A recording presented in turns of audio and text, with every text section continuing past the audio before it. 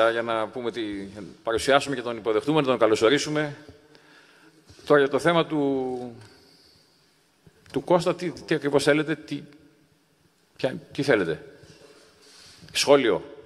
Ναι, να σχολιάσετε, αν θέλετε εσείς να τοποθετηθείτε, γιατί δεν έχετε τοποθετηθεί από τότε που έκανε τη δήλωση αυτή, για την έλλειψη σεβασμού, αν υπήρξε έλλειψη σεβασμού. Κοιτάξτε, εμείς μιλάμε λίγο, όπως ξέρετε.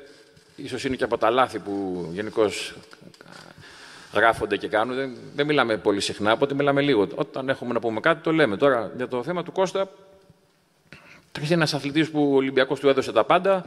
Τον πήραμε από το Μαντουλίδη, από παιδάκι που ήταν τότε, τον στηρίξαμε, τον πιστέψαμε.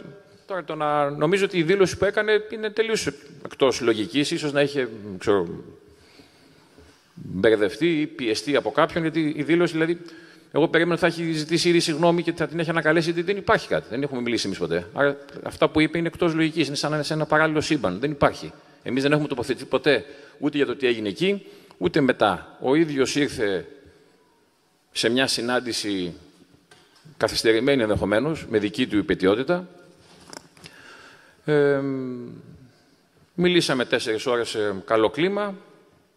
Κατέβηκε κάτω, ήσασταν κάτω όλοι σας, τον περιμένατε.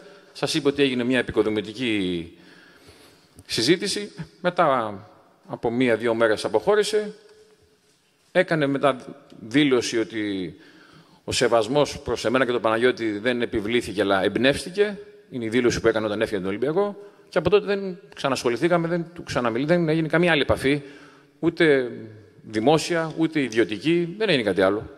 Τώρα πώς λέει δεν είχε σεβασμό και δεν είχε αυτό, νομίζω ότι αυτά δεν στέκουν. Μάλλον φαντάζομαι ότι ήδη θα το έχει μετανιώσει. Δεν υπάρχει κάτι. Ναι, να συμπληρώσω ότι εμείς ποτέ δεν απαξιώσαμε τον Σλούκα ώστε να βγει να κάνει μια τέτοια δήλωση. Τον προσέφερε στον Ολυμπιακό, είναι μέρος της ιστορίας του Ολυμπιακού.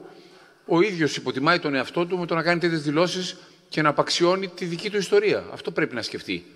Εμείς ποτέ δεν κάναμε τοποθέτηση εναντίον του Σλούκα, από τη στιγμή που έφυγε και μετά,